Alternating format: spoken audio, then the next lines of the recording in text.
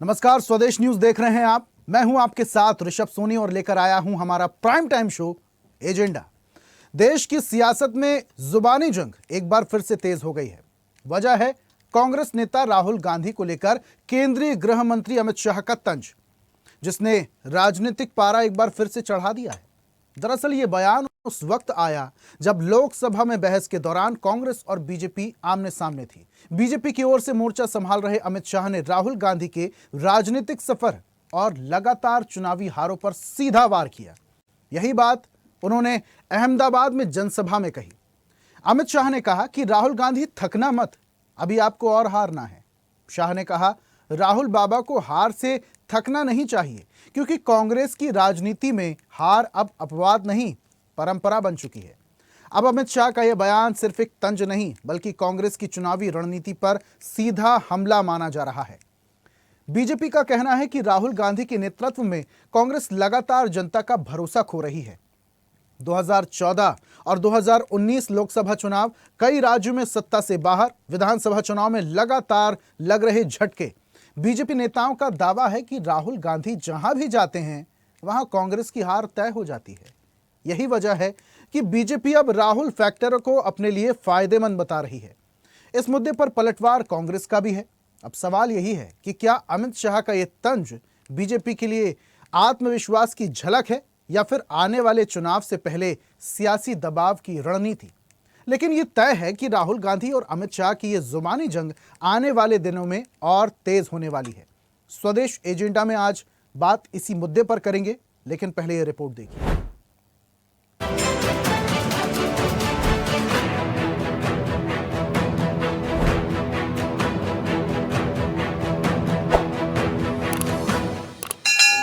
રાહુલ બાબા હજી તમે થાકી ના જાઓ હારથી. બંગાળ અને તામિલનાડુમાં હારવાનું છે નક્કી કરીને. एक दशक से ज्यादा का वक्त कांग्रेस सत्ता से बाहर है। कांग्रेस ने इस दौरान कई राज्यों से भी सत्ता अपने हाथ से गंवाई है। देश की सत्ता में कांग्रेस की वापसी कब होगी, कुछ कहा नहीं जा सकता, क्योंकि 2047 में विकसित भारत का संकल्प लेकर प्रधानमंत्री नरेंद्र मोदी और उनकी टीम बड़ी चुनौती है। दावा ये भी है कि 2029 के लोकसभा चुनावों में भी प्रधानमंत्री नरेंद्र मोदी के नेतृत्व में भाजपा विजयी होगी। लेकिन भाजपा के दिग्गज नेता और केंद्रीय गृह मंत्री अमित शाह राहुल गांधी को कांग्रेस की हार की वजह भी बता रहे हैं और जीत का मंत्र भी दे रहे हैं।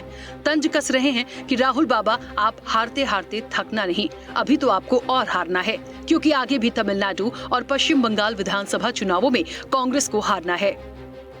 રાહુલ બાબા હજી તમે થાકી ના જાઓ હારથી. બંગાળ અને તામિલનાડુમાં હારવાનું છે નક્કી કરીને રાખ્યું. અને 2029માં પણ ફરીવાર મોદીજીના નેતૃત્વમાં ભારતીય જનતા પાર્ટીની સરકાર. अब इसे अमित शाह का आत्मविश्वास और मोदी सरकार की नीयत और नीतियां ही कहेंगे कि दावा 2029 में देश में भाजपा की जीत का है। लेकिन अमित शाह राहुल को नसीहत भी दे रहे हैं, भाजपा की कामयाबी का मंत्र बता रहे हैं। कह रहे हैं कि हमारी कामयाबी की वजह है कि लोग हमारे सिद्धांतों से जुड़े हुए हैं। राम मंदिर, अनुच्छेद 370 को हटाना, आतंकवादियों पर सर्जिकल स्ट्राइक, 3 तलाक विरोधी कानून, समान नागरिक संहिता और बांग्लादेशी घुसपैठियों को बाहर निकालने के हमारे अभियान का कांग्रेस ने विरोध किया। शाह कहते हैं कि यदि आप लोगों की पसंद की खिलाफत करेंगे तो आपको वोट कैसे मिलेंगे। હમણાં વિધાનસભા લોકસભામાં ચર્ચાઓ ચાલતી હતી તો રાહુલ ગાંધીએ એક વિચિત્ર સવાલ કર્યો. બોલો, બહુ વિચિત્ર સવાલ કર્યો કે દર વખતે અમે જ કેમ ચૂંટણી હારી જઈએ છીએ. હવે સવાલ કરવાનો તો તમને બધાને, અને સવાલ કરી દીધો મને. પણ રાહુલ બાબાનો મારે વિનંતી છે કે આ બે કાર્યક્રમો સમજી લો તો તમને ખબર પડશે કે દર વખતે તમે કેમ ચૂંટણી હારી જાઓ છો. આ 1973માં તમને જેને વસાયા હતા એને શોધીને આજે સનદ કરવાનું આપવાનું કામ નરેન્દ્ર મોદીની પાર્ટીએ. अमित शाह का बयान ऐसे वक्त आया है जब तमिलनाडु और पश्चिम बंगाल दोनों ही राज्यों में राजनीतिक सरगर्मियां तेज हैं, क्योंकि दोनों राज्यों में 2026 में विधानसभा चुनाव होने वाले हैं। इनके साथ ही असम, केरल और पुडुचेरी में भी चुनाव होने की संभावना है और साल 2029 में लोकसभा चुनाव। अब अमित शाह जो भी कहें, लेकिन कांग्रेस शाह के बयान को आड़े हाथों ले रही है। जब कोई अहंकार हो जाता है किसी को तो वो इसी तरह की भाषा का इस्तेमाल करता है। देखिए, ये तो जनता का तय करती है कि कौन जीतेगा कौन हारेगा, किसकी सरकार बनेगी किसकी नहीं बनेगी, हम ये दावा नहीं कर सकते लोकतंत्र में खास तौर पर। और अगर दावा कर रहे हैं तो इसके पीछे जरूर ऐसा कोई आपके दिलो दिमाग में कोई ऐसा षड्यंत्र है या ऐसी स्कीम है जिससे आप ये मानकर चल रहे हैं कि अगले 20 साल तक हमें कोई नहीं हटा सकता। ऐसा कोई दावा कर नहीं सकता है। राहुल गांधी कांग्रेस के वो नेता हैं जो कभी थकते नहीं हैं और SIR करके आपने बिहार तो जीत लिया। ये याद रखो, ये EVM सेट करके कब तक करोगे? ये आने वाला चाहे बंगाल का चुनाव हो चाहे तमिलनाडु का जिसकी बात करो, ये सब में कांग्रेस की जीत होगी क्योंकि आपकी वोट चोरी पकड़ा गई है। अब हम वोट चोरी आपको करने देंगे, राहुल गांधी वोट चोरी करने नहीं देंगे। बहरहाल अब जिस तरह से देश में कांग्रेस ने अपना सियासी जनाधार खोया है, वापसी करना मुश्किल है लेकिन नामुमकिन नहीं। कांग्रेस नेता राहुल गांधी SIR, वोट चोरी यानी चुनाव में धांधली के तथाकथित आरोप और देश के उद्योगपतियों के नाम लेकर मोदी सरकार को घेरने में भी लगे हुए हैं। लेकिन बंगाल और तमिलनाडु जैसे राज्यों में चुनाव के साथ ही 2029 का रोड मैप बीजेपी का भी सेट है। ऐसे में देखना ये होगा कि राहुल गांधी 2029 तक थकते हारते हैं या बीजेपी को पछाड़ते हैं। चैनल हेड RP श्रीवास्तव के साथ प्रमोद श्रीवास्तव की रिपोर्ट।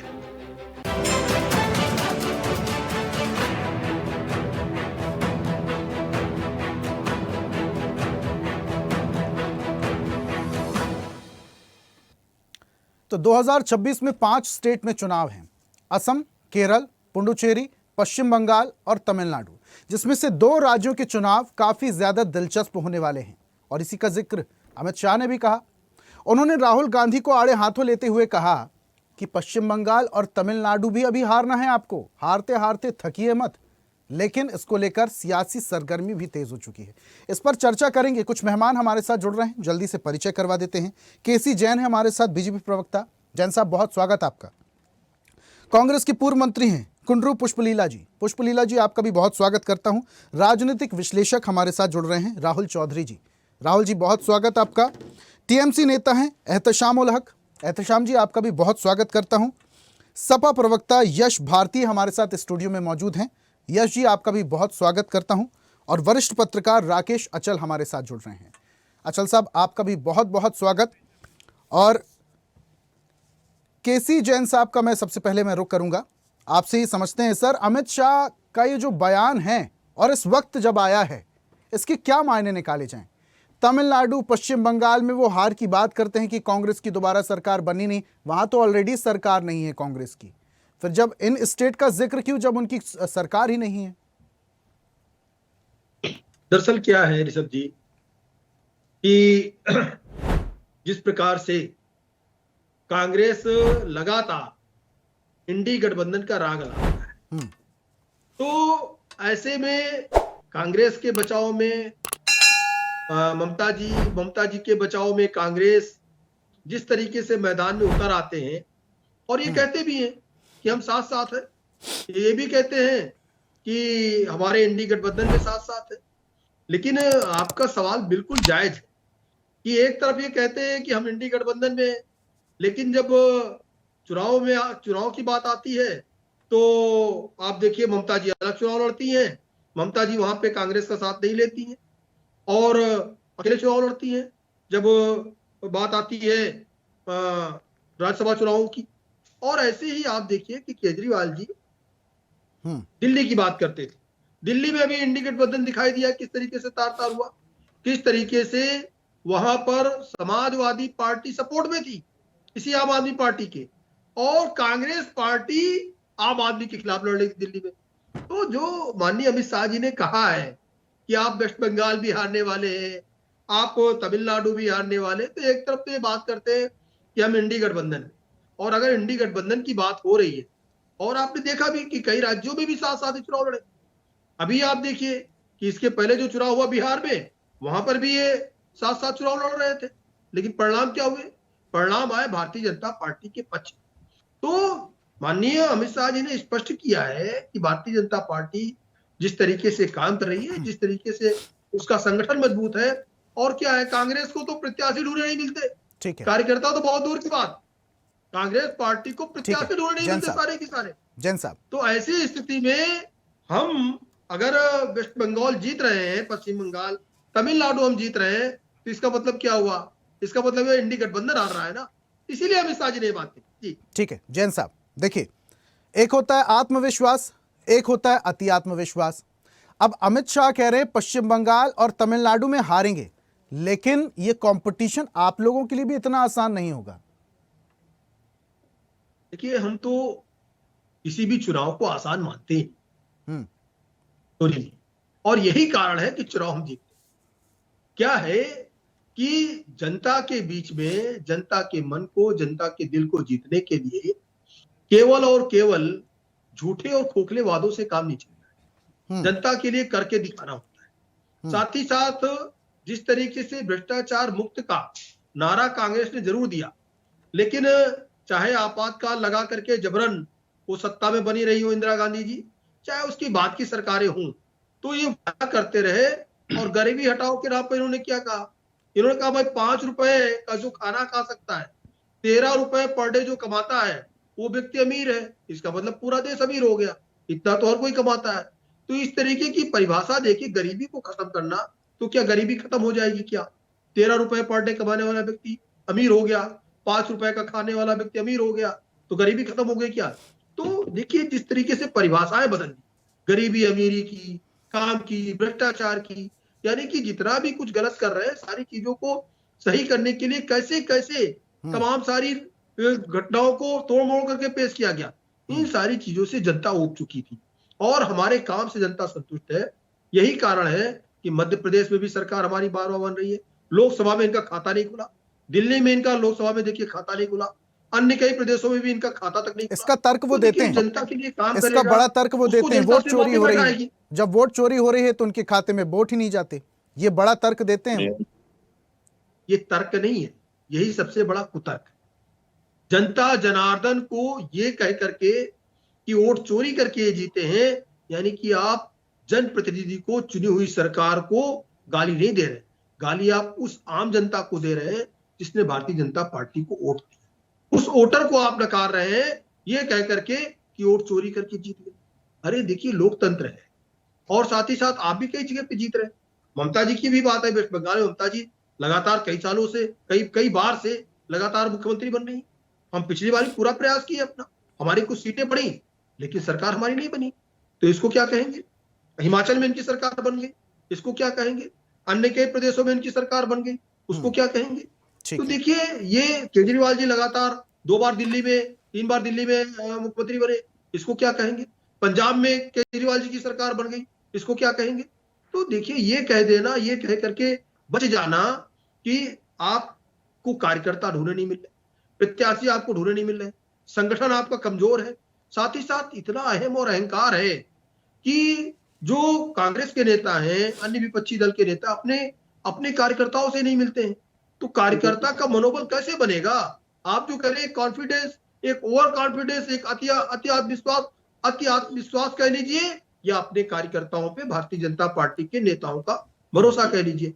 हम लोग कार्यकर्ता के रूप में काम करते हैं और कई जगह पे दूसरी पार्टी के नेताओं ने ये बात कही कि भारतीय जनता पार्टी में ये चीज है कि बड़े से बड़ा नेता, यहां तक कि मुख्यमंत्री भी अपने आप को कार्यकर्ता मान के काम करता। लेकिन यहां पर क्या है, यहां पर जो वार्ड का और मंडल का, क्या एक छोटे से एक गांव का अगर वो मुखिया है और उसको अगर कुछ बना दिया किसी और पार्टी ने, तो वो क्या कहता है कि पूरे प्रदेश का प्रभारी हमको बनाइए, पूरे प्रदेश का प्रभारी, इससे छोटा पद नहीं चाहिए। और भारतीय जनता पार्टी में पन्ना प्रमुख बनने के लिए तैयार है कौन? कैबिनेट मंत्री, केंद्र सरकार के कैबिनेट मंत्री कहते भाई देखो, हमको इतने लोगों की जिम्मेदारी दीजिए और इस पे हम काम करेंगे। बाकी पार्टियों में क्या है गुमान, मैं तो प्रदेश प्रभारी पूरे बनूंगा। तो हर कार्यकर्ता प्रदेश प्रभारी नहीं बन सकता है। अपने कार्यकर्ताओं को संभालने की क्षमता नहीं है। ठीक है, देखिए सभी अपने आप पार्टियों को की अपनी नेतृत्व अपनी करने की कार्यशैली क्षमता होती नहीं है, बीजेपी की और अपनी आरोप क्या कार्यशैली लगा है, रहे हैं? दूसरी आरोप क्या पार्टियों की लगा अपनी रहे हैं? कार्यशैली सोनी है। जी आरोप क्या लगा रहे मेन हैं? मुद्दा ये आता है पश्चिम बंगाल और तमिलनाडु का, जो अमित शाह जिक्र कर रहे थे, दोनों जगह कांग्रेस की सरकार है नहीं। अब डीएमके और टीएमसी को लेकर अगर वो टीका टिप्पणी करते तो वो बात समझ में आती, लेकिन उन्होंने राहुल गांधी को निशाना साधा, इसलिए अब ये सुर्खियां बन रही हैं। ठीक है जैन साहब, आऊंगा वापस से आपके पास। पुष्पलीला जी का मैं जरा रुक कर लेता हूं। पुष्पलीला जी, पूरी बात आप सुन रही थी, हमारे कांग्रेस के माफ कीजिएगा बीजेपी के प्रवक्ता तमाम बातें कह रहे थे। ये जो अमित शाह जी ने बयान दिया है और स्पष्ट कहा है तमिलनाडु और पश्चिम बंगाल में एक बार फिर से हारेंगे, हारते हारते थकिए मत, क्या राहुल गांधी लकी साबित हो जाते हैं बीजेपी के लिए? क्योंकि बीजेपी के बड़े नेता अक्सर भरे मंच से ये कहते हैं कि जहां जहां राहुल गांधी जाते हैं वहां वहां बीजेपी की जीत निश्चित हो जाती है। टाइम वक्त वक्त की बात है बोलते ना। अभी जो है ना ये लोग पहले से अमित शाह का बोलने का मतलब है हम ऑलरेडी सेटअप बॉक्स में पूरा ईवीएम में सेट करके रख दिया। अभी इन्हें कहा था जहाँ केजरीवाल का और उन लोग जीता था वो लोग भी वैसे ही किया। हाँ होगा जो बोलते ना पत्ता इधर का उधर हो गया होगा गनीमत से, और उन लोगों का एफर्ट्स भी होगा कि बीजेपी वाला ही एक ही सिस्टमेटिक पार्टी नहीं है, हमको तो सिखाना वाला नहीं, 120 ईयर्स का पार्टी है। हम लोग ज्यादा कांग्रेस पार्टी ही हुकूमत चलाए हैं, ये 11 साल में हमको सिखाने वाला एबीसीडी सिखाने वाला पार्टी है। ये तो चोरी से जीत रहा है ना। एक हम तो बोल रहे हैं, लगातार बोल रहे हैं, हमको पूरा देश वाले, हम पूरा लोग भी देख रहे हैं, पूरा सोशल मीडिया पे भी आ रहा है, सब जनता को मोदी के बारे में तो पॉजिटिव ही नहीं है। सिर्फ ये जो है ना भजन करने वाला, मोदी का भजन करने वाला बीजेपी का पार्टी जो है ना ये वाला ही कर रहे, बाकी का कोई जनता इन लोगों का जीतने का हारने का हमेशा इतना पुष्पलीला जी, बोल रहा है। आप लोग ये आरोप अक्सर लगाते हैं वोट चोरी हो रही है, वोट चोरी से सरकार बना ली जा रही है। अगर वोट चोरी हो रही होती तो ये तो पूरे देश में लागू हो सकती है बीजेपी के लिए, केंद्र में उनकी सरकार है, तमाम राज्यों में फिर वो अपनी सरकार बना लेंगे।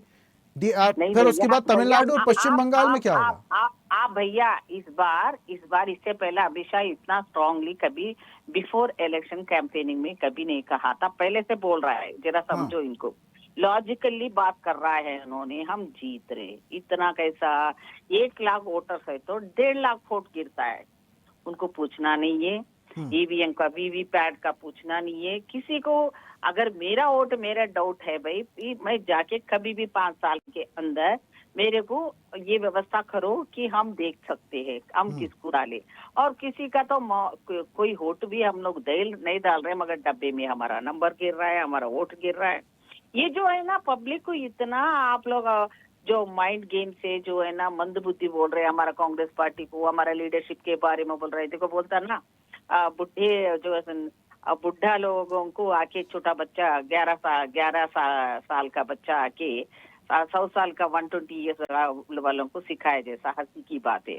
अरे भाई आप तो चोरी करते करते करते आदत से ये हो गया, इसीलिए हो रहा है। अब ममता जी का देख लो, कितनी बार कोशिश कर रहा, कितनी बार कर रहा है, मगर ममता जी को उसको हराने का हिम्मत नहीं। चलो हमारा गठबंधन में चलो घर में भी बहुत सारे रहते हैं ऐसे बात। पुष्पलीला जी ठीक है, हाँ ये सारी बातें अपनी जगह ठीक है, लेकिन अमित शाह जी ने जो 2 स्टेट का जिक्र किया, सुनिएगा, आगे भी नहीं सुनना चाहती हूँ भैया, प्लीज एक सुनिएगा, आगे भी हमको मत समझाओ, बोलो उन लोगों को। हाँ ठीक है, हमको प्यार ठीक है, मेरा सवाल सुन लीजिए आप, ये पूरी बात देखिए आपकी पहुंच गई वहां तक, अब मेरा सवाल भी सुन लीजिए। इन 2 स्टेट का जो जिक्र कर रहे हैं अमित शाह, वहां पर आपकी तैयारी है? क्योंकि अब ज्यादा वक्त तो बचा नहीं, ये साल तो खत्म हो गया, 2026 शुरू होने वाला है, हो सकता है मई में चुनाव घोषित हो जाए। परवाह नहीं भैया, हम रेडी है युद्ध में।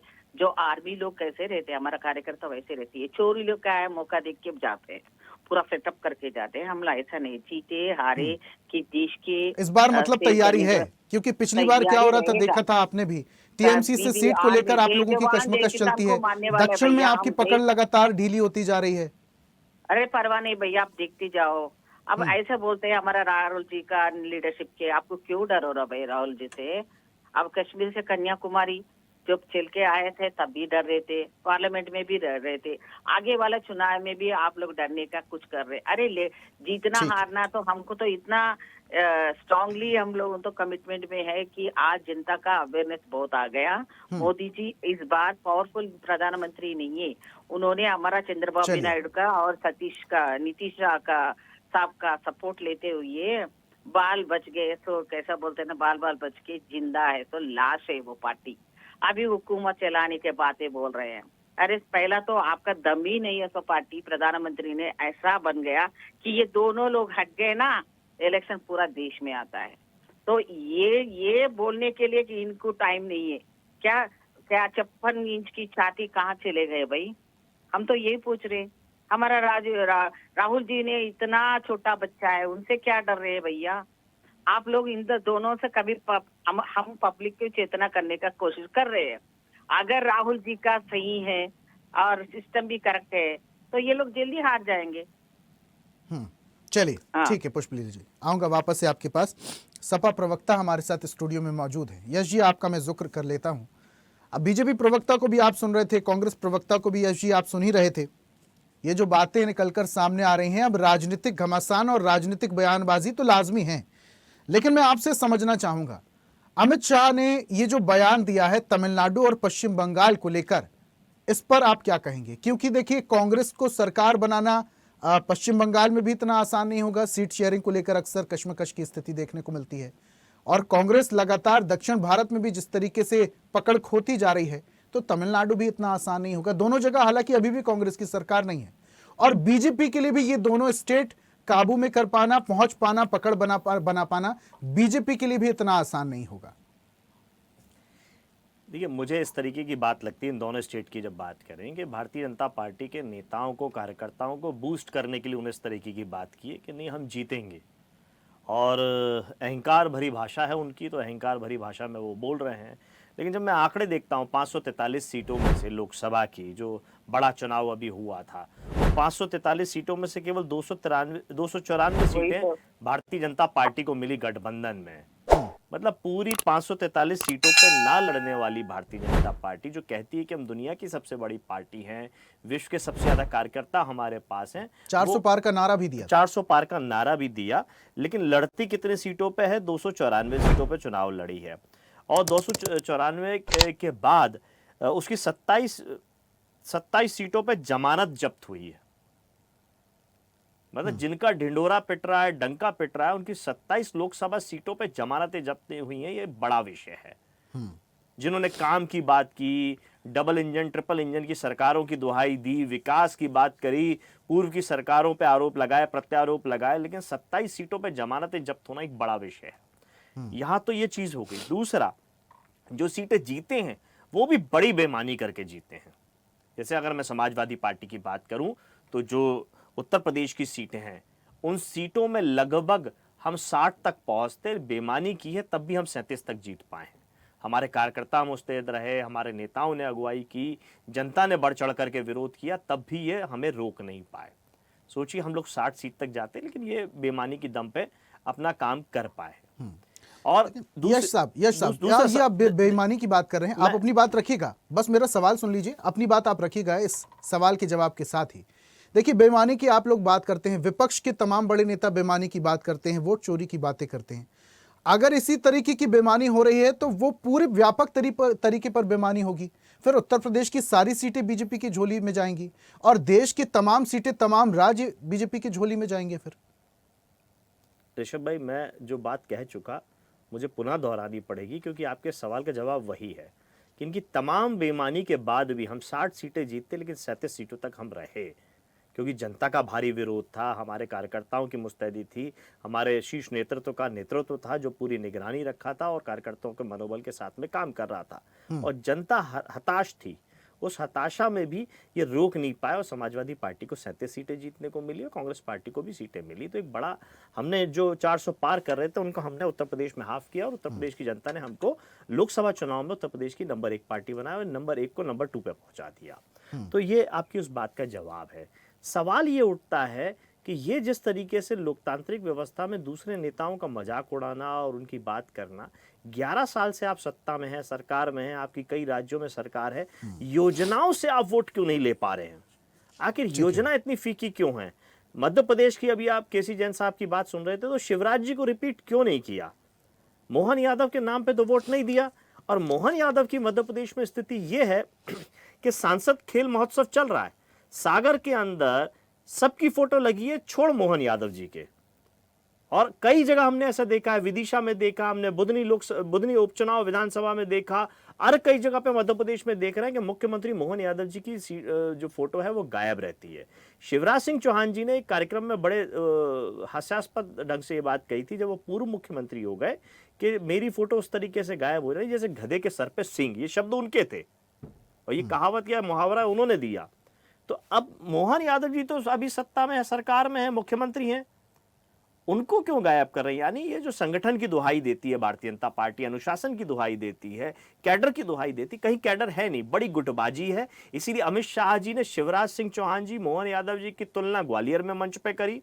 और जिस राजा महाराजा को हम छोड़ आए, लोकतंत्र में वोट की पेटी से राजा महाराजा निकलते हैं, लेकिन आज भी अमित शाह ने ज्योतिराज सिंधिया को राजा कहकर संबोधित किया, यानी राजतंत्र में जीना जानते। इसीलिए भारतीय जनता पार्टी संगठन की नहीं, मोदी और अमित शाह की पार्टी, जिसमें दो लोगों का काम चलता है और दोनों की बात सुनी जाती है। और गुटबाजी की भी आप बात कर रहे थे यश जी, अगर गुटबाजी है बीजेपी पार्टी में, उसके बावजूद तमाम जगहों पर बीजेपी का वर्चस्व, उसके बावजूद तमाम जगहों पर बीजेपी की सरकार, अभी फिर आप वोट चोरी पर आने वाले हैं, बोलने वाले हैं आपकी वोट चोरी की वजह से, वोट चोरी के दम पर ही सरकारें बन रही हैं। नहीं, देखिए यहाँ क्या हो रहा है, ग्वालियर के अंदर जो ग्वालियर का लोकसभा सांसद है भारत सिंह कुशवाहा, वो ना वह बैठकों में मौजूद रहते हैं।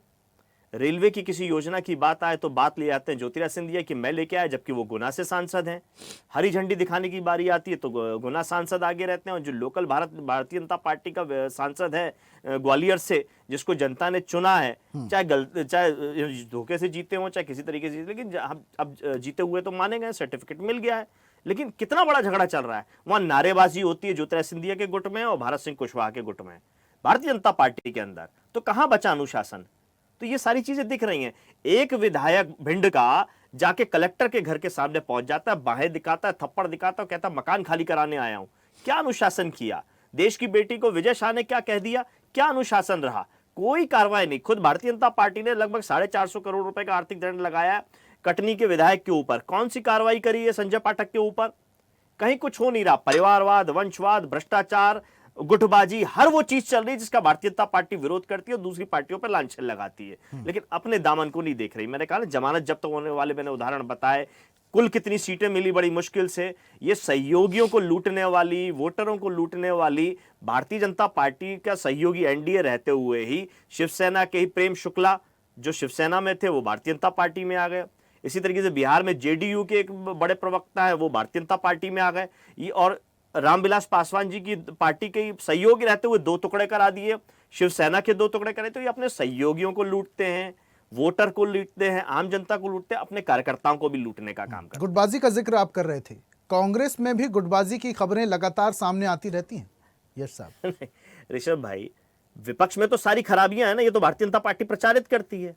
दुआई तो खुद संगठन की और अनुशासन की देती है, तो वो संगठन की दुआई और अनुशासन की बात खोल रहा हूं मैं, पोल खोल रहा हूं उनकी कि कहां परिवारवाद है। भारतीय जनता पार्टी मध्य प्रदेश के जो प्रदेश अध्यक्ष हैं उनको चुनने के लिए परिवारवाद से आए धर्मेंद्र प्रधान जी, जो खुद परिवारवाद से हैं, और मध्य प्रदेश में प्रभारी बनाए विजय शेजवलकर जी को, जो ग्वालियर से सांसद थे, वो खुद परिवारवाद से हैं, और चुना किसको? हेमंत खंडेलवाल जी को, जो खुद परिवारवाद से हैं। तो कहां परिवारवाद का विरोध रहा? और ज्योतिराज सिंधिया जी जब भारतीय जनता पार्टी के अंदर आए तो बड़ा बढ़ चढ़ करके उनका स्वागत किया गया। जो पूरा वंशवाद लेकर के आए हैं, उनकी दोनों बुआ, उनकी दादी भारतीय जनता पार्टी को स्थापित करने में और रही है। तो ये वंशवाद, परिवारवाद, भ्रष्टाचार, गुटबाजी, सब कुछ तो भारतीय जनता पार्टी के अंदर है, एक छोटा सा वो विरोध करते हैं। ठीक है, एक छोटा सा सवाल, उसके बाद मैं राहुल जी की तरफ बढ़ूंगा। ये जो दोनों स्टेट हैं जिसका जिक्र अमित शाह कर रहे थे, अब वो तो दावा कर रहे हैं अपनी सरकार बनाने का, कांग्रेस की कैसी स्थिति देखते हैं आप? देखिए, कांग्रेस के लिए कांग्रेस पार्टी के प्रवक्ता हैं, वो बेहतर बता पाएंगे। मैं आपके हिसाब से समझना चाह रहा हूं, क्योंकि देखिए टीएमसी की अगर मैं बात करूं पश्चिम बंगाल में, वहां पर सीट शेयरिंग को लेकर बात नहीं बन पाती है। तमिलनाडु में भी कुछ खास असर नहीं चल पाता। दक्षिण भारत में कांग्रेस जिस तरीके से पकड़ छोड़ रही है, उससे इतना आसान नहीं हो पाएगा दक्षिण भारत भी। ऋषभ भाई, मैं समाजवादी पार्टी की बात कर सकता हूं कि समाजवादी पार्टी लोकतंत्र पर ठीक है। विश्वास करती है। हम जिस भी सहयोगी का सहयोग लेते हैं या देते हैं, जिम्मेदारी के साथ लेते हैं। आप उत्तर प्रदेश में देख सकते हैं, हमने जिसके साथ भी गठबंधन किया, मजबूती के साथ किया, और हम मध्य प्रदेश में भी चाहते थे और आगे भी चाहते हैं। अब ये तय कांग्रेस पार्टी को करना है, कहां वो बड़े भाई हैं, कहां वो छोटे भाई हैं, कहां छोटा बनना है और कहां बड़ा बनना है, ये तय उनको करना पड़ेगा। अगर देश से भारतीय जनता पार्टी को हटाना है, एनडीए के सरकार को हटाना है, अदरवाइज आप देख ही रहे हैं परिणाम चलिए, जो आ रहा है। ठीक है, राहुल जी का मैं रुक कर लेता हूं। राहुल जी, अमित शाह ने ये जो बयान दिया है, इसको आप कैसे देखेंगे? आत्मविश्वास, अति आत्मविश्वास, क्योंकि 2 स्टेट का जिनका वो जिक्र कर रहे हैं, वहां पर एक तो पहली बात कांग्रेस की सरकार नहीं है, दूसरी बात बीजेपी के लिए भी वहां पर फतेह कर पाना इतना आसान नहीं होगा। पश्चिम बंगाल टीएमसी, ममता बनर्जी, यहां पर डीएमके की हम बात कर रहे हैं, तमिलनाडु की, ये दोनों ही स्टेट में बीजेपी के लिए भी परचम लहराना इतना आसान नहीं हो पाएगा। अब आने वाले समय में 5 स्टेट में चुनाव है, लेकिन ये 2 स्टेट की जो चुनाव है, सबकी नजर इस पर रहने वाली है, जिसका जिक्र अमित शाह कर रहे थे। आप कैसे देखते हैं? देखिए, इसमें महत्वपूर्ण बात यह है कि अमित शाह जी ने जो स्टेटमेंट दिया वहां पे, तो अमित शाह जी ने जो स्टेटमेंट दिया वो डेटा के बेस पे दिया। पिछले जो परिणाम आए, अभी हम बात कर रहे हैं कि राहुल गांधी जी ने यात्रा निकाली, पहले भारत जोड़ो यात्रा निकाली, फिर भारत न्याय यात्रा निकाली, यात्राएं निकाली, फिर यात्राएं निकालने के बाद उन यात्राओं धरातल पर कोई विशेष परिणाम दिखाई नहीं दिया। उसके बाद में राहुल गांधी जी ने 2025 को संगठन का वर्ष बनाया, संगठनात्मक वर्ष बताया कांग्रेस की संगठन को मजबूत करने का। 2025 में कांग्रेस हरियाणा हारती है, बिहार हारती है, महाराष्ट्र हारती है, तो संगठन का ये जो वर्ष बताया, इसका कोई खास ठोस परिणाम हमको दिखाई दिया नहीं, कोई रिजल्ट इस प्रकार का तो आया नहीं। अमित शाह जी ने जो वक्तव्य रखा, अमित शाह जी पिछले, आप अगर डेटा की बात करें, 2014 का परिणाम देख लीजिए, 2019 का परिणाम देख लीजिए, 2024 का परिणाम देख लीजिए। भारतीय जनता पार्टी पिछले 15 सालों से केंद्र में सरकार बनाती आई है। अन्य राज्यों में भी भारतीय जनता पार्टी का परिणाम पिछले 15 वर्षों में ग्राफ पहले से बहुत ज्यादा बड़ा है। और ये स्टेटमेंट है अमित शाह जी के द्वारा जो दिया गया, जिसको मैं ऐसा समझता हूं कि ये डेटा पे आधारित जो उन्होंने संगठन पे कार्य किया है। पिछली बार बंगाल चुनाव पे हमने देखा कि भारतीय जनता पार्टी वहां सरकार नहीं बना पाई, लेकिन अगर आप परिणाम की तुलना करेंगे पूर्व के परिणामों से, तो भारतीय जनता पार्टी को सीट्स में बहुत अच्छी बढ़त मिली थी। तो वो जो कार्य लंबे समय तक भारतीय जनता पार्टी पे जो संगठन का जो काम हुआ है, बूथ लेवल पे जो मजबूत करने का कार्य जो हुआ है, वो कार्य के बेसिस पे अमित शाह जी ने स्टेटमेंट दिया। और भारतीय जनता पार्टी जिस प्रकार से काम कर रही है, जो स्ट्रेटेजी, जो संगठन की रचना, जिस लेवल पे पन्ना प्रमुख लेवल पर जाकर जो भारतीय जनता पार्टी कार्यकर्ता काम कर रहे हैं, उस प्रकार का संगठन अभी आज अन्य दलों में हमको देखने को नहीं मिल रहा। कांग्रेस पार्टी को अपने संगठन पे या अन्य जितने भी दल हैं, मुझे ऐसा लगता है अगर उनको परिणाम लेने हैं तो उनको ग्राउंड लेवल पर जाके भारतीय जनता पार्टी जिस प्रकार से काम करती है, जिस एनर्जी के साथ में वो चुनाव को लड़ते हैं, उस सीखने की आवश्यकता है, उसे इंप्लीमेंट करने की आवश्यकता है। जब अन्य दल भारतीय जनता पार्टी के लेवल पर आएंगे या उससे अच्छा कुछ प्रदर्शन करेंगे, तब तक उनको सफलता मिलने के चांसेस कम है।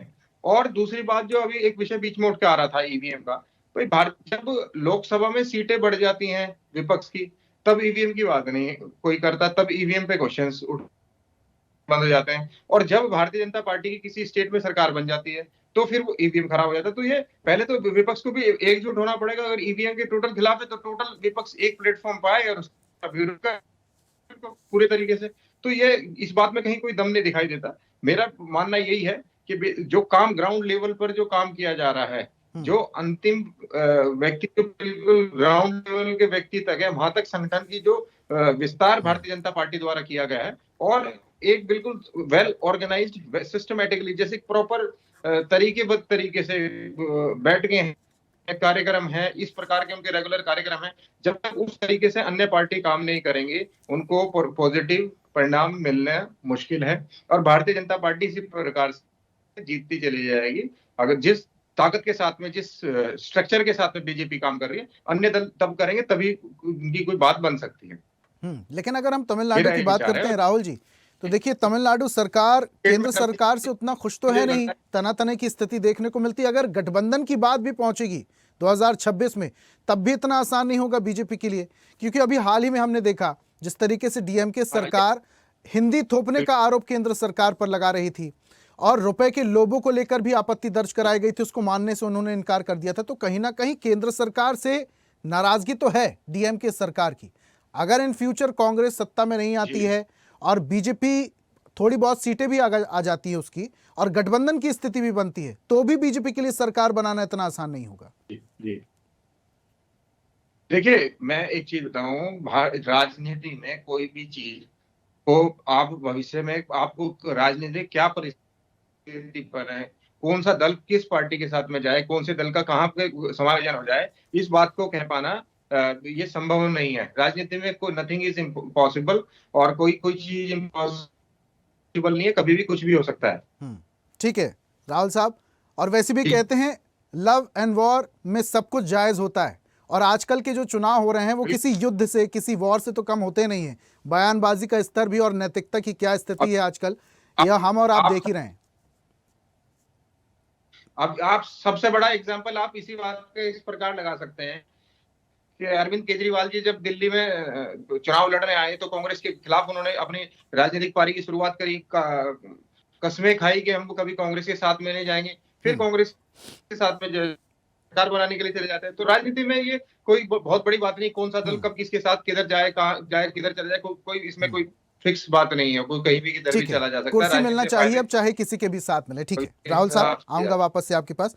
एहतशाम जी का मैं रुख कर लेता हूं। एहतशाम जी सुन पा रहे हैं? जी ऋषभ जी। एहतशाम साहब, दो बड़े स्टेट, उनमें से एक स्टेट में आपकी सरकार है, पश्चिम बंगाल में, जिसका जिक्र कर रहे हैं अमित शाह जी। दावा तो वो कर रहे हैं कि आने वाले समय में उनकी सरकार बन रही है।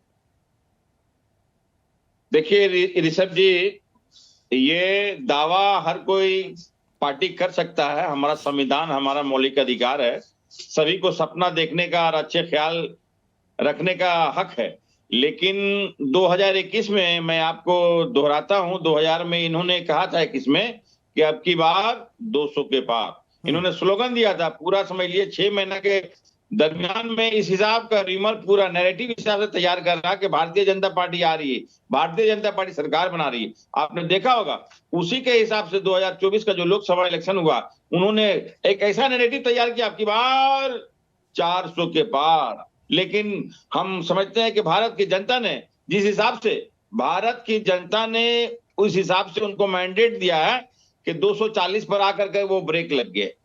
तो हम समझते हैं ऋषभ जी, ये एक तरह का नैरेटिव तैयार करके ये सिर्फ लोगों को बेवकूफ बनाने का काम कर रहे हैं। और इनकी जो सोच है कि हम यहाँ सरकार बनाएंगे, हम नहीं समझते हैं कि इनकी सरकार किसी भी कीमत पर बनेगी। चौथी बार हम जो है फिर से 2026 में जो इलेक्शन लड़ रहे हैं। कांग्रेस प्रवक्ता पुष्पलता जी को सुना होगा, पुष्पलीला जी को, वो ये कह रही थी कि इस बार अमित शाह ने जिस कॉन्फिडेंस के साथ बोला है कि पश्चिम बंगाल और तमिलनाडु में भी आपको हारना है, मतलब कांग्रेस को हारना है, कुछ गड़बड़ है। मैं आज डेट लिख लो, आप टाइम लिख लो कि मैं पक्का बोल। ऋषभ जी, ये हमसे सवाल है? नहीं सुनिए भैया जी, ऋषभ जी, पुष्पलीला जी रुकिए ना, आऊंगा आपके पास, वापस से आपके पास आऊंगा, पहले उनकी बात पूरी हो जाए। एहतशाम साहब जी, देखिए भारतीय जनता पार्टी 2014 के बाद में ये परिस्थिति समझ लिए कि आज कितनी बड़ी हमारी दुर्भाग्य बोलिए कि 140 करोड़ का देश, हमारे आदरणीय प्रधानमंत्री जी गर्व से कहते हैं कि हमारा 80% देशवासियों को मैं 5 केजी अनाज प्रोवाइड कर रहा हूं। ये कितनी बड़ी समझ लिए कि निर्भर 5 केजी अनाज पर हमारा 80 करोड़, समझ लिए 70% से ज्यादा पॉपुलेशन गरीबी रेखा से, वो खुद कौन बोल रहे हैं? हमारे आदरणीय प्रधानमंत्री जी कह रहे हैं। तो ये समझ लिए इस तरह की पार्टी गरीबों का दुश्मन, महिला का दुश्मन, किसान का दुश्मन, नौजवान का दुश्मन, हर एक का ये दुश्मन पार्टी है भारतीय जनता पार्टी। जो हमारे दो, ये इंसानियत में का दुश्मन है। ये ऐसी पार्टी हम समझते हैं कि बड़ी बड़ी बात कहते हैं कि सबका साथ, सबका विकास, सबका प्रयास, लेकिन हमारे दो, हम समझते हैं कि 2 आदमी हैं, 2 आदमी सरकार चला रहे हैं, अब पूरा देश का संपत्ति 2 आदमी को बेच दे रहे हैं। और ये सपना ऋषभ जी मैं आपको बोलना चाहता हूं कि चौथी बार हम लोग पश्चिम बंगाल में यहाँ सरकार बनाने जा रहे हैं और इस बार 2021 का भी रिकॉर्ड हम खुद बीट करेंगे। 213 को हम 226 करेंगे। आप देखेंगे जिस टाइम में हमारा जब ईवीएम का समझ लिए कि जिस टाइम खुलेगा उस टाइम हमारी सत्ता हमारी सरकार। आप ठीक है एहतशाम साहब, ठीक है आपकी सरकार है, मैं ये भी मानता हूं कि बीजेपी की सरकार वहां पर नहीं है, लेकिन पिछली बार के मुकाबले इस बार के जो चुनाव हुए थे, लास्ट चुनाव, उसमें सीटें बढ़ी थी, मतलब उनकी तैयारी है। और अगर उनकी तैयारी है तो कहीं ना कहीं आपकी तैयारियों में कमी है। अरे भैया जी मैं आऊंगा, पुष्पलीला जी आऊंगा, मैं आऊंगा। ऋषभ जी एक बात मैं बता रहा हूं, ये भारतीय जनता पार्टी का दूसरा नाम क्या है आप समझते हैं? हम स्वदेश टीवी के चैनल के तमाम माध्यम से तमाम लोगों को मैं अवगत कराना चाहता हूं, ईवीएम सेटअप पार्टी, इसका सेकंड नाम भारतीय जनता पार्टी का भारत जलाओ पार्टी लोग कहते हैं, लेकिन ईवीएम सेटअप पार्टी, जहां जहां ये ईवीएम सेटअप कर करके अभी देखे होंगे आप कि बिहार में ये सरकार बनाए। अच्छा एक बात बताइए कि 1 करोड़ की संख्या ज्यादा होती है या 1 करोड़ 80 लाख की? ऋषभ जी 1 करोड़ की संख्या ज्यादा होती है या 1 करोड़ 80 लाख की? जी एहतशाम साहब पूछ रहे हैं मुझसे आप? हाँ मैं आपसे पूछ रहा हूं, मुझे गिनती आती है साहब, एहतशाम साहब मुझे गिनती आती है। तो आपको गिनती आती है तो 1 करोड़ वाले जिनको वोट मिले हैं वो 89 सीट, और जिनको 1 करोड़ समझ लिए 90 लाख वोट मिला है उसको समझ लिए कि 25 सीट। ये किस तरह का है? तो ये कहीं ना कहीं तो ईवीएम का खेला ये साफ दर्शाता है। अगर इससे पहले भी ईवीएम का खेला हुआ था टीएमसी, सुनिए ना एहतशाम साहब, अगर इससे पहले भी चुनाव में अगर ईवीएम का खेला हुआ था तो कुछ सीटें ही क्यों बढ़ती? फिर तो या तो कांटे की टक्कर होती या फिर उनकी सरकार बनती। सरकार तो आपकी बनी। देखिए यहाँ बहुत सही बात है। यहाँ हमारी नेत्री ममता बनर्जी है जो समझ लिए कि हम भारतीय जनता पार्टी पूरे भारत की जितनी पार्टियां हैं सबसे ज्यादा डरती है तो वो हमारे तृणमूल कांग्रेस से डरती है और हमारी नेत्री ममता बनर्जी से डरती है, समझे ना। इसलिए यहाँ किसी भी कीमत पर भारतीय जनता पार्टी जो समझ लिए डिवाइड एंड रूल की पार्टी करती है, हिंदू मुसलमान की राजनीति करती है। पश्चिम बंगाल एकलौता राज्य है यहाँ सेकुलर पार्टियां को यहाँ लोग पसंद करते हैं। कभी भी आप देखेंगे 1900 समझ लिए जब से हमारा देश आजाद हुआ, जब से यहाँ इलेक्शन का समझ लिए ये हुआ, हमारे पश्चिम बंगाल में जाति के आधार पर कभी भी इलेक्शन नहीं होता है। यहाँ वोट जो होता है तो वो समझ लिए हमारे जो डेवलपमेंट के लिए काम करते हैं। कांग्रेस के साथ लड़ेंगे, कांग्रेस के बगैर लड़ेंगे? देखिए ये हमारे अभी मैं इस बात को स्पष्ट नहीं कर सकता हूं। हमारे उच्च स्तरीय जो हमारे ये सवाल मैंने इसलिए पूछा एहतशाम साहब क्योंकि अमित शाह बोल रहे हैं कि अभी राहुल गांधी को और हारना है। अगर आप राहुल गांधी कांग्रेस पार्टी के साथ लड़ते हैं तो सीधी चुनौती फिर सिर्फ राहुल गांधी को नहीं आपको भी होगी।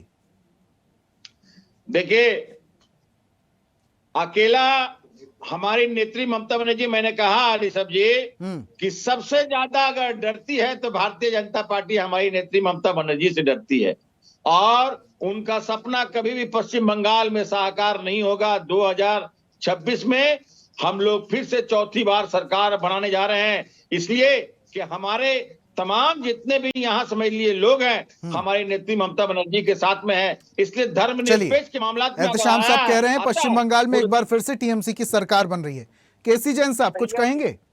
ये जो दावा और ये जो अटूट विश्वास अमित शाह ने जताया है पश्चिम बंगाल में कांग्रेस की हार का, क्या कहेंगे? देखिए ऋषभ जी अभी तमाम सारी बातें टीएमसी के साथी कह रहे थे, लेकिन इनकी भाषा शैली देखिए। देश के प्रधानमंत्री को कह रहे हैं ये इसका दुश्मन है, ये उसका दुश्मन है, ये उसका, अरे मतलब भाषा में कुछ तो शालीनता होनी चाहिए। इस तरीके की बातें कर रहे हैं, ये देश को दुश्मन बता रहे हैं प्रधानमंत्री जी को। और दूसरी बात ये है कि देखिए ये जो 213 पे है ना, ये 13 पे सिमट के रह जाएंगे, केवल 13 पे। जैसे उत्तर प्रदेश में बहन जी की एक सीट रहेगी और दूसरी चीज सुनिए, और कांग्रेस भी 1 से 2 सीटों पर पुष्पलीला जी आपके पास, आप ही के पास इसी कांग्रेस पार्टी की जल्दी से 90 बात तक रखिए उत्तर जैन साहब। प्रदेश में सरकार है, 1 से 2 सीटों पर सिमट के रह गई पूरी पार्टी, पूरी कांग्रेस पार्टी। और इसी तरीके से आप देखिए मध्य प्रदेश में आप खाता नहीं खोल पाए लोकसभा सीट में एक भी, दिल्ली में आप खाता नहीं खोल पाए एक भी सीट की। और जिसकी आप बात कर रहे थे, और इसका आरोप तो वो लगाते हैं ना जैन साहब कि वोट चोरी हुई है, वोट चोरी हुई है, ईवीएम में धांधली हुई है। ठीक है पुष्पलीला जी अपनी बात रखिए। दो बातें एक साथ कह रहे हैं। ठीक है जैन साहब, पुष्पलीला जी बहुत देर से वेट कर, पुष्पलीला जी दो चीजें एक साथ कह रहे हैं। एक तरफ कह रहे जैन साहब पुष्पलीला जी की बात सुनते हो हैं। रही है, जैन साहब, तो आपको क्यों नहीं केसी जैन साहब पुष्पलीला जी की बात करते हैं। पुष्पलीला भैया जी जी मैं कहना चाह रही हूँ कि लोगों को थोड़ा सा सोचने का टाइम है ये कि दक्षिण में राकेश जी को भी जोड़ जो लीजिए। हमारा- जी जी मैं पहुंचूंगा उन्हीं के पास, मैं लास्ट अरे कमेंट भैया उनसे भी लूंगा और उनको ज्यादा वक्त दूंगा, लेकिन बहुत देर से वेट कर रहे हैं पुष्पलीला जी। मैम हाँ जल्दी से भैया बात जी, रखिए। मैं कहना चाह रही हूँ कि ये जो है ना मोदी जी का हवा कम हो गया भैया, हवा बनने के लिए भी चांस नहीं है इस बार, क्योंकि हमारा गठबंधन में कितनी सीटों पे लड़े वो सब हमारा अंदर की बात है।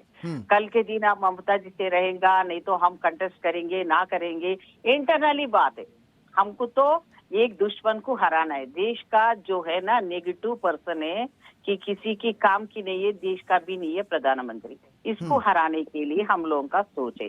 दूसरी बात अंधभक्त जो है तो सोच बना के रखिए। लोग जीत रहे हवाई भैया, किला बनाने में पुष्पलीला जी आप सुनिए भैया, देश के प्रधानमंत्री के बारे में बात करें। पुष्पलीला जी देखिए देश का प्रधानमंत्री किसी पार्टी का नहीं होता, फिर वो देश का प्रधानमंत्री होता अरे है। भैया जी प्रधानमंत्री के लिए काम करने वाला देश आरएसएस का है, दुश्मन है देश के प्रधानमंत्री। ये आरएसएस मतलब की जनता भी मतलब चलिए, भैया जी, राकेश जी को मैं मुझे रोक बात करूंगा। करने दो ना। जैन भैया साहब जी, जैन मुझे साहब बात करने पुष्पलीला दो जी ना, बस प्लीज। यानी जनता बस भी बस चुरा है। मुझे बात राकेश करने जी दो का मैं ना। रोक कर लूं, चुरा है। राकेश जी का मैं रोक कर लूं, उनकी भी प्रतिक्रिया बहुत ज्यादा जरूरी है। शांत हो भाई जाइए भैया जी मुझे बात करने दो, राकेश 2 जी। मिनट ये की जो बात पूरा नहीं करने सिनेरियो देंगे। बन रहा है अब 2026 में जो 5 स्टेट में चुनाव है, 2 स्टेट में सबकी नजरें हैं जिसका जिक्र अमित शाह ने किया, पश्चिम बंगाल और तमिलनाडु। लेकिन अरे इन भैया, दोनों मुझे स्टेट बात में करने दोनों दो ही ना पार्टियों भैया का जी। जीतना इतना ज्यादा आसान नहीं होगा, चाहे हम कांग्रेस की बात कर लें या बीजेपी की। क्या मायने निकाले जाएं इसके? अमित शाह का ये विश्वास है, आत्मविश्वास है, अति आत्मविश्वास है? धन्यवाद ऋषभ जी। देखिए सबसे पहले तो ख्वाब देखने वाले हमारे सभी राजनीतिक दलों के मित्रों को मैं बधाई देता हूँ। नया साल आने वाला है 2 दिन बाद। लेकिन असल बात यह है, देखिए आप, मैं चूंकि राजनीतिक व्यक्ति नहीं हूं तो मैं अपनी बात अलग ढंग से रखना चाहता हूँ। अमित शाह साहब के मुंह में घी शक्कर में डालना चाहूंगा, क्योंकि उन्होंने बड़ी अच्छी बात कही है कि राहुल को और अभी थकना नहीं चाहिए और हारने के लिए तैयार रहना चाहिए। पहली बात यह है कि अमित शाह साहब कहते खेत की और करते खलियान की। आप पश्चिम बंगाल हो या तमिलनाडु हो, वहां कांग्रेस को सरकार बनानी नहीं है, ये सब जानते हैं। बिहार में भी नहीं बनानी थी, महाराष्ट्र में बनानी थी, वहां वो बना नहीं पाए। तो इस लिहाज से अगर आप लब्बो लुआब इस पूरी बहस का निकालेंगे तो पाएंगे कि अमित शाह साहब हों चाहे हमारे भारतीय जनता पार्टी हो, इनके सिर पर एकमात्र भूत अगर सवार है तो वो है राहुल गांधी का। ममता बनर्जी से डरते हैं या नहीं डरते हैं भारतीय जनता पार्टी के लोग, ये तो हक साहब ज्यादा जानते होंगे, लेकिन मुझे लगता है कि भारतीय जनता पार्टी के सिर पर एकमात्र भूत है राहुल गांधी, जो कि लगातार हार रहे हैं। विधानसभा चुनाव का जो सिलसिला है उसके बावजूद वो लगातार हार रहे हैं, फिर भी ये भूत भारतीय जनता पार्टी के सिर से इसलिए नहीं उतर रहा है कि जिन मुद्दों को लेकर के कांग्रेस ने अभी तक मतलब मुसलसल हार के बाद भी लड़ाई को जारी रखा है, वो इस भारतीय जनता पार्टी के अश्वमेध यज्ञ में अश्वमेध के जो घोड़े को रोकने की बार बार कोशिश करता है। तो इसलिए उन्होंने ये बात कही है।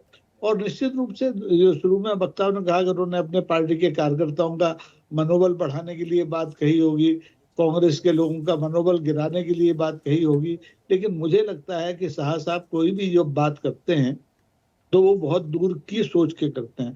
भारतीय जनता पार्टी पहली ऐसी पार्टी है, मेरे सामने इसका जन्म हुआ है, मेरे शहर के 2 बड़े लोग इस पार्टी के जन्म में शुमार थे, अटल जी थे, राजमाता थी, आडवाणी जी पहले यही के मतदाता ग्वालियर के होते थे। तो भारतीय जनता पार्टी मैंने बनते देखा है, 2 से और 240 तक भी देख लिया है। तो मुझे लगता है कि भारतीय जनता पार्टी के कार्य योजना के हिसाब से उनको ममता बनर्जी की सत्ता छीनना दूसरी प्राथमिकता है। पहली प्राथमिकता है कि राहुल गांधी का जो साहस टूटना चाहिए था लगातार 6 चुनाव के बाद, पराजय के बाद, वो नहीं टूट रहा है। वो कैसे तोड़ा जाए? तो सारी लड़ाई इस वक्तव्य के पीछे उनका जो मकसद है यही है कि राहुल मानसिक रूप से टूटे, कमजोर हो और लड़ना छोड़ दें। क्योंकि जिस तरीके से उन्होंने अभी 5 जनवरी को कांग्रेस की वर्किंग कमेटी की बैठक में शायद ये फैसला हुआ कि मनरेगा के खिलाफ, वो मनरेगा समाप्त करने के खिलाफ एक देशव्यापी आंदोलन चलाएंगे, तो मैंने उसी दिन कहा था कि कांग्रेस बहुत देर से जागती है, कांग्रेस को योजनाएं बनाना नहीं आती है। संसद में जब नया कानून जी राम जी बन गया तब वो कह रहे हैं हम मनरेगा को समाप्त करने के खिलाफ कार्रवाई करेंगे। लेकिन दूसरी तरफ ममता बनर्जी हैं, ममता बनर्जी ने संसद में जब ये मामला चल रहा था तो दूसरे दिन उन्होंने अपनी कर्मश्री योजना के आगे महात्मा गांधी को जोड़ दिया। तो राजनीतिक लड़ाई अपने और इसके अलावा राकेश साहब, ये कांग्रेस में जो संगठनात्मक एकता की कमी हम देखते हैं, ये भी एक बड़ा फैक्टर हो सकता है। देखिए, कांग्रेस के बारे में जैसा अभी जो महिला पुष्प लीला जी थी, महिला प्रवक्ता, उन्होंने कहा कांग्रेस एक पुरानी राजनीतिक पार्टी है और हर राजनीतिक पार्टी के अंदर ये समस्या होती है गुटबाजी की।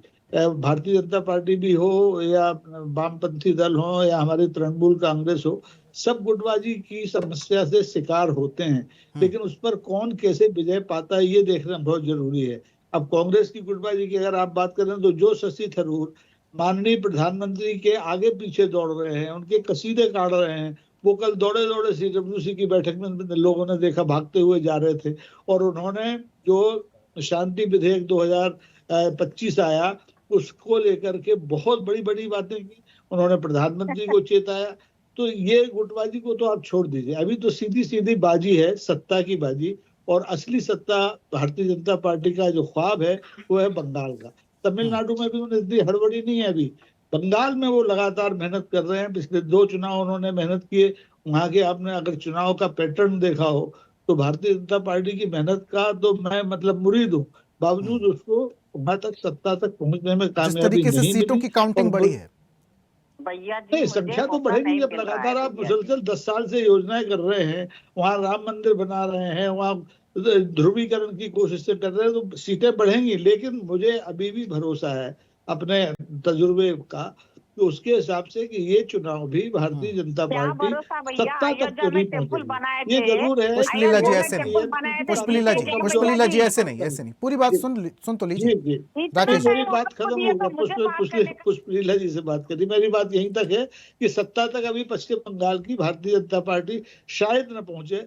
हो सकता है जैसा अभी जैन साहब ने कहा कि वो 13 सीट पे ले आए, लेकिन ये ख्वाब है, बड़ा मुश्किल है। क्योंकि लेकिन राकेश साहब, जो आप टारगेट की बात कर रहे थे कि अभी बीजेपी का मेन टारगेट राहुल गांधी है, कुछ भी वो करते हैं राहुल गांधी पर टारगेट होने लगते हैं, और राहुल गांधी पर इस तरीके की जो बयानबाजी सामने आती, क्या इसका असर भी कांग्रेस पार्टी पर पड़ता है?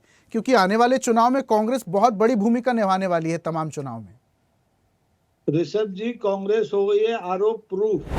कांग्रेस लगातार हार के बावजूद अपने अभियान से तिल भर दगी नहीं है। वो जिस ढंग से लड़ाई लड़ना चाहती लड़ रही है। इससे अब साफ जाहिर हो गया है कि कांग्रेस आने वाले 1 दशक तक सत्ता की लड़ाई नहीं लड़ रही है। वो जिन मुद्दों की लड़ाई लड़ रही है वो असली मुद्दे हैं, और उन मुद्दों पर दीगर राजनीतिक दल बात नहीं करना चाहते क्योंकि उनके मुद्दे सत्ता है। ये असली बात है। जी ठीक है राकेश साहब, बहुत शुक्रिया हमारे साथ जुड़ने के लिए। आपने बहुत माकूल बात कही, लेकिन अमित शाह ने इन जो 2 स्टेट का जिक्र किया है और बाकी चुनाव का जिक्र किया है, आने वाले वक्त में उसका क्या असर होगा ये देखेंगे। तमाम मेहमानों का हमारे साथ जुड़ने के लिए बहुत बहुत धन्यवाद, अपने विचार रखने के लिए, चर्चा में शामिल होने के लिए बहुत बहुत धन्यवाद। तो आज हम बात कर रहे थे अमित शाह के तंज की। अमित शाह ने तंज कसा, राहुल गांधी पर निशाना साधा और कहा कि अभी थकिए मत राहुल गांधी, क्योंकि आपको अभी 2 स्टेट में और हारना है। ये वो स्टेट थे जहां पर कांग्रेस की सरकार ही नहीं। इसके क्या मायने निकाले जाएं? क्या अमित शाह भीनी भीनी ये बातें कर रहे हैं कि आने वाले वक्त में उनकी सरकार बनने वाली है, बीजेपी की सरकार बनने वाली है? लेकिन ये आत्मविश्वास है या अति आत्मविश्वास, ये 2026 में ही क्लियर हो पाएगा। आज की खास पेशकश एजेंडा में फिलहाल इतना ही। देखते रहिए स्वदेश न्यूज, सबसे पहले देश। और ऐसी ही ताजा खबरों के लिए लाइक, फॉलो और यूट्यूब पर सब्सक्राइब कर बेल आइकन जरूर दबाइए, और हर अपडेट के लिए विजिट कीजिए swadesh live.com।